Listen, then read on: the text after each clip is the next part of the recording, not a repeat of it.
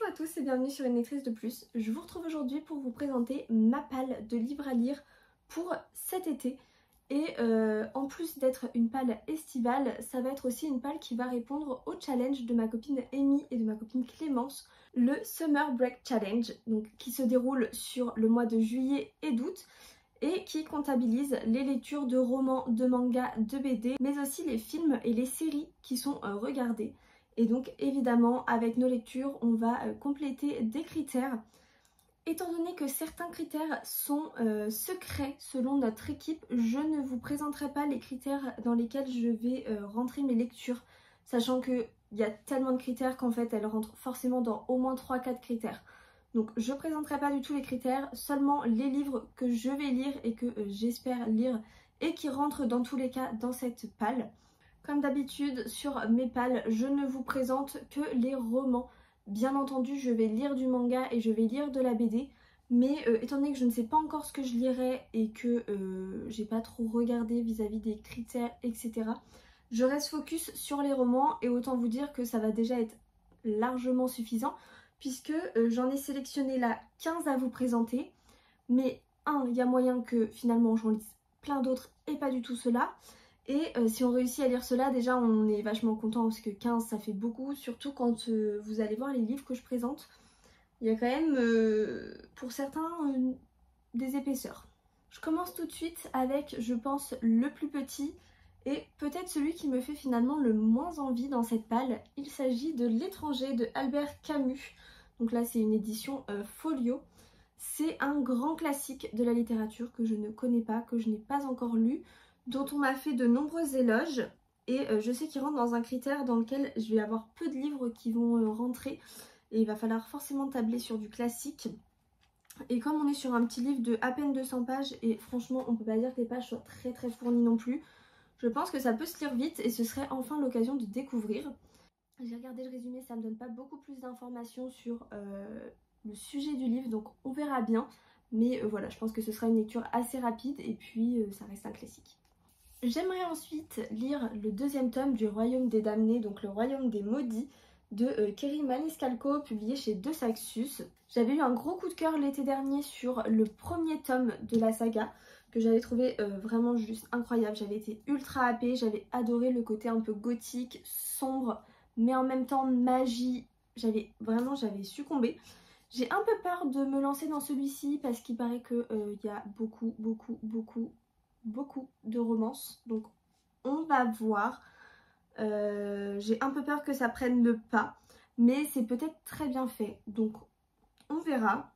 Et donc dans le premier tome on suit une jeune fille qui vient de perdre sa sœur jumelle qui a été sauvagement assassinée, et donc ses sœurs étaient des sorcières, enfin sont des sorcières du coup, et celle vivante encore en vie avec laquelle on avance dans l'histoire va nouer un pacte avec un des démons, un des damnés, je sais plus comment on les appelle, oui des démons aussi, pour essayer de comprendre ce qui est arrivé à sa sœur, sauf que c'est jamais très bon de faire un pacte avec un démon.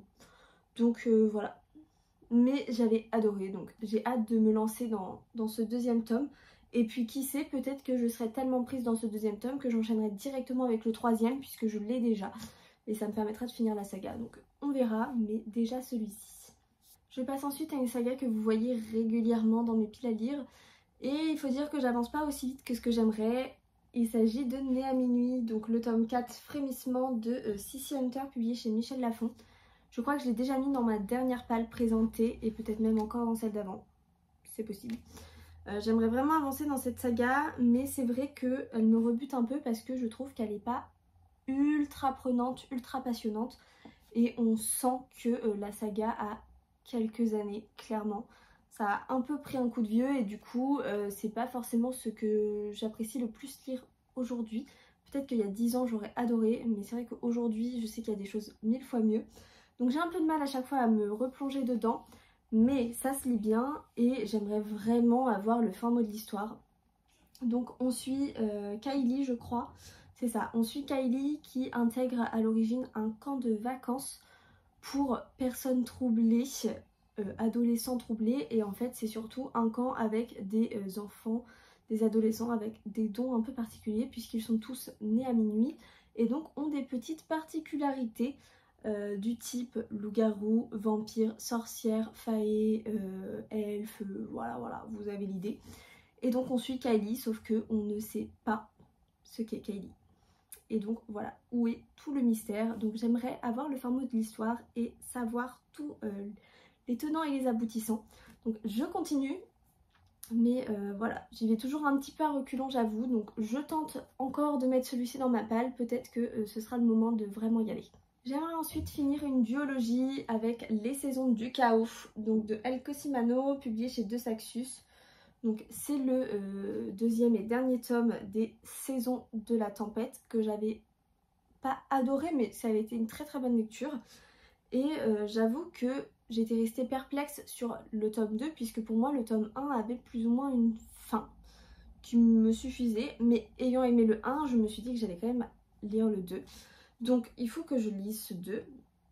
Ça a l'air d'être un peu plus chaotique du coup, il y a l'air d'y avoir un peu plus ce côté guerre, ce côté bataille, combat. J'en sais pas beaucoup plus, mais je sais que nos personnages du premier tome du coup reviennent et visiblement ils sont un peu responsables de ce chaos. Donc on verra ce que ça donne et ça me permettrait de finir la saga. Et en plus je me souviens que ça se lisait plutôt bien, donc voilà, ce serait chouette de finir une saga. Et puisque si on finit des sagas, on peut en commencer, j'ai mis le premier tome de Witch and God de Liv Stone, donc c'est tome 1 et là la promise, et c'est publié chez BMR. C'est un livre qui me tentait et en même temps sur lequel je ne me serais pas penchée de moi-même, mais ma soeur me les a prêtés pour que je les découvre. Elle a adoré le tome 1 et du coup j'ai vu que dans les recommandations de nos créatrices, il y avait pour une des catégories Witch and God, donc je me suis dit c'est le moment de le sortir. Et je sais qu'il y a une histoire de sorcière, de dieu, il y a une romance assez présente, ce qui me rebutait un petit peu, mais du coup je me dis pourquoi pas, ça peut être sympa à découvrir, surtout s'il y a le côté un peu mythologique et magie. Donc on verra bien ce que ça donne, mais je suis très intriguée et j'ai hâte de voir. Autre premier tome de cette pile à lire, Les Entremondes. Donc le premier tome c'est L'Hôtel Invisible de Sean Isley, publié chez Lumen. C'est un livre qui a rejoint ma palle très récemment, mais qui a l'air très coloré, très aventure. Ça a l'air d'être assez jeunesse, enfin je trouve que le personnage a l'air assez enfantin. Donc on verra ce que ça donne, mais il y a l'air d'y avoir plein de mini-mondes, ça a l'air trop chouette. On verra ce que ça donne, mais je lis pas beaucoup les résumés quand j'achète mes livres et du coup c'est assez compliqué. Mais je crois qu'il intègre un hôtel et que selon les chambres où il va, il traverse dans les mondes ou quelque chose comme ça. Mais ils sont que... Enfin je crois qu'il n'y a que lui qui a la possibilité de voir ces mondes ou quelque chose comme ça, une sorte d'héritage. On verra bien, ça a l'air très chouki. Et j'ai très envie de découvrir tous ces mondes sur la couverture, ça donne vraiment très envie. Je crois que cette saga là c'est en 2 tomes, donc voilà, au pire j'aurai qu'un deuxième tome à acheter, ça va. J'enchaîne avec Belladonna de Adaline Grace, publié chez De Saxus. Il a l'air incroyable, j'ai des copines qui l'ont lu et qui ont adoré. Et j'ai très envie de le lire pour savoir si je me prends le deuxième tome, parce que j'adore la couverture du deuxième tome, j'avoue. Mais voilà, il est incroyable et il a l'air vraiment très chouette. Il me semble qu'il y a un gros côté un peu gothique, Dark Academia et fantasy. Donc voilà, de ce que je comprends, notre personnage principal va mener l'enquête pour comprendre qui a tué ses représentants légaux, ses tuteurs. Ça a l'air très chouette et en même temps très sombre, tout ce que j'aime. Donc on verra bien, mais de toute façon, rien que l'objet livre est incroyable, donc voilà. Il serait enfin temps de sortir Absolu de la palle. Le premier tome, Les Mobilisés de Margot de Seine, publié chez Big Bang. J'aimerais beaucoup lire ce tome 1 cet été, voire aussi le tome 2, pour pouvoir être au taquet à la sortie du tome 3 qui ne devrait plus tarder normalement. Ça a l'air juste incroyable, j'ai vu que de très bons avis dans l'ensemble et autant vous dire que j'adore la dystopie, donc il n'y a pas de raison que ça ne me plaise pas. Et voilà, j'ai juste qu'une envie, c'était plonger dans ce monde, dans cet univers et de découvrir la chose. Voilà. Parce que j'aimerais quand même finir plus d'une saga durant ce challenge, je vais me lire Winter, donc le dernier tome des Chroniques lunaires de Marissa Meyer, publié chez Pocket Jeunesse. Et donc celui-ci, c'est quand même une sacrée brique. Je crois qu'il fait 985 pages. Voilà, voilà. Donc il est juste énorme, mais en même temps, je me dis que chaque livre de cette saga, je les ai lus sans aucun souci. Même si à chaque fois ils sont de plus en plus gros, je les ai lus toujours aussi rapidement et avec autant de plaisir. Donc je pense que malgré sa taille, je peux le lire très bien et assez vite. On verra, mais en tous les cas, j'ai vraiment hâte de finir cet univers que j'ai adoré. Et bon, il me reste plus que ce tome-ci, donc il serait temps. Ici, on est dans un univers complètement SF où il y a pas mal de robots, d'androïdes partout. Les humains sont même réparés médicalement avec du coup des morceaux de robots. Et il y a toute une épidémie qui infeste la Terre et qui serait peut-être due aux lunaires, donc les personnes qui vivent sur la Lune. Voilà, c'est très très chouette, c'est un univers assez complexe mais qui est juste génial. Et donc foncez si vous ne les avez pas encore lus. On continue d'essayer d'avancer dans les sagas avec le deuxième tome de Promise, donc Insoumise de Ali Kondi. Et c'est publié chez Gallimard Jeunesse. J'ai lu le premier tome dont je vous ai fait un vlog qui n'est pas encore sorti puisque le vlog sera sur la saga complète. Donc il faut que j'avance. Et en même temps, j'ai tellement aimé le premier tome qui a été une très belle surprise que j'ai hâte de découvrir la suite, en fait le 2 et le 3, pour voir ce qu'il en est et comment ceci va évoluer.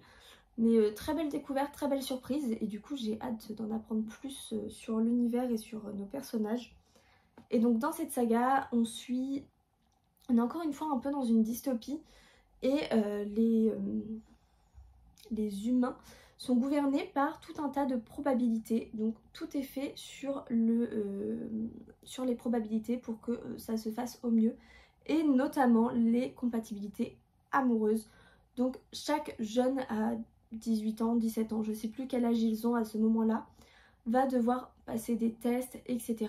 Et donc va avoir une cérémonie où il va découvrir la personne avec qui il va passer sa vie, puisque c'est choisi en fonction de leur compatibilité pour que ce soit les meilleurs arrangements possibles. Donc voilà, c'est assez particulier, mais en même temps, pourquoi pas. Et donc c'est aussi un très bel univers que j'ai très envie de continuer à découvrir avec du coup la suite. Il me fallait ensuite un petit peu de jeunesse, donc j'ai mis dans cette palle le premier tome de Dans la cité électrique, donc Le cercle des veilleurs de Sarah Andrés, publié chez Gallimard Jeunesse aussi. Le tome 2 est sorti cette année et voilà, il est temps que je me lance dans le 1 qui avait l'air juste incroyable. La couverture un petit peu sombre comme ça avec les jeux de lumière, je trouve ça juste incroyable. Il y a l'air d'y avoir un côté un petit peu steampunk, tout ça, j'aime trop, ça a l'air trop chouette. Et du coup on suit vraiment pour le coup ici des enfants, ils ont 12 et un peu moins 10 ans je crois. Et ça a l'air très chouette et ça va nous faire découvrir Londres. Donc j'ai vraiment hâte de me lancer là-dedans. Encore un petit pavé de 600 pages, Light Lark de Alex Aster, publié chez Lumen, donc le premier tome. Bon voilà, l'objet livre, je vous l'ai déjà présenté plusieurs fois, il est incroyable. La saga a l'air incroyable, j'ai déjà le tome 2, le tome 3 a été annoncé, donc c'est sûr, il arrive. Ici, ça a l'air de parler de combat, ça parle de malédiction, ça parle de royaume, il y a l'air d'y avoir la mer. Ça a tout pour me plaire, j'ai trop hâte de me plonger dedans. J'ai vu que de bons avis, on m'a vraiment donné envie de le lire dans mon entourage. Donc voilà, ça fera forcément partie de mes lectures estivales et j'ai vraiment très hâte. Ensuite, une lecture que je sais que je vais faire en lecture commune, c'est déjà organisé et ça arrive vraiment très rapidement. Il s'agit de Killing November de Adriana Matter, publié chez Pocket Jeunesse, donc c'est le premier tome. Il y a moyen que dans l'été on se lise aussi le deuxième tome puisque c'est une duologie. Ici on va être dans une académie secrète, encore une fois, on a une jeune fille qui va se retrouver à intégrer cette académie. Elle sait pas pourquoi elle est là, elle sait pas ce qu'elle fait là. Elle va devoir tout découvrir et il semblerait qu'il y a un petit côté fantasy fantastique qui arrive ici. Sachant que voilà, les cours sont assez particuliers dans cette école puisque on fait des cours d'empoisonnement, de lancer de couteau, de vol. On les forme du coup à devenir des assassins, des espions ou des escrocs. C'est quand même assez particulier comme école, mais ça a l'air très chouette, très sombre encore une fois. Mais tout ce que j'aime, donc j'ai vraiment hâte de découvrir et ça va arriver très vite. Donc voilà. Avant-dernier livre de cette palle, c'est bientôt fini. Il s'agit de A Forgery of Roses de Jessica S. Austin, publié chez Big Bang. La couverture, pareil, est juste incroyable. Celle-ci, pour le coup, fait assez été. Et je trouve même que la couverture fait un peu penser à La Belle et la Bête, avec la rose dorée comme ça. Ici, on est dans un univers où la magie est présente. Et on va suivre une jeune fille qui a un pouvoir lorsqu'elle peint les choses. Elle est artiste, et lorsqu'elle peint les choses, elle peut modifier la réalité. Et donc notamment elle fait du portrait et en peignant des portraits, on va dire mieux que la réalité, elle va pouvoir changer cette réalité. Elle va se retrouver à cause de ce pouvoir à faire face à des gens peut-être un peu malveillants et à faire des choses qu'elle ne trouve pas très éthiques, qu'elle n'a pas très envie de faire, et donc ça a l'air très chouette. Il y a l'air d'y avoir encore tout ce côté un petit peu complot, trahison, un petit peu royauté, etc. Ça a l'air vraiment chouette et l'univers a l'air très cool. J'ai eu des très bons retours aussi sur celui-ci, donc j'ai vraiment hâte. Donc dernier livre de cette palle, peut-être le meilleur. Il s'agit de Divine Rivalité de Rebecca Ross, publié chez De Saxus. Il est sorti il y a peu, il a l'air pépite, mais quand je dis pépite, c'est vraiment pépite. Pas forcément ce que je lis d'habitude, mais j'ai vu tellement de bons retours et même ça me donne très envie. Il y a l'air d'y avoir une grosse partie sur les échanges de lettres et de messages, etc. entre nos personnages. Ça a l'air d'avoir une très grande place et le livre a l'air juste incroyable. Je crois qu'il est un peu dans la vibe Adi Larue, dans le côté assez lent et poétique. Donc on verra très bien ce que ça donne, mais il a l'air trop chouette et je veux vraiment le lire avant que le tome 2 arrive en France. Donc bon, je vais me dépêcher de le lire. Et puis voilà, il est juste magnifique. Donc on verra ce que ça donne pour celui-ci, mais j'ai vraiment hâte et j'ai aussi surtout beaucoup d'attentes. Et voilà, c'est tout pour cette pile à lire. Je vous ai quand même présenté 15 livres il me semble, donc ce qui fait déjà pas mal sur 2 mois. Sachant que je sais pertinemment que je n'irai pas tous ces livres et que j'en lirai d'autres. Et que je vais lire du manga et de la BD entre ces lectures de romans. Donc ça me paraît déjà être beaucoup. On verra bien comment tout ça évolue. Mais j'avoue que les challenges me motivent et me font lire plus qu'en temps normal. Donc c'est assez chouette. Dites-moi en commentaire si vous participez au challenge déjà de 1.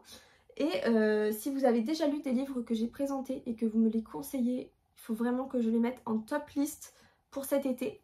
Et aussi dites-moi ce que vous avez prévu de lire cet été, quelles sont vos lectures estivales, votre palle de l'été, ou si vous participez à d'autres challenges, parce que je sais qu'il y a pas mal de challenges qui sont lancés en été.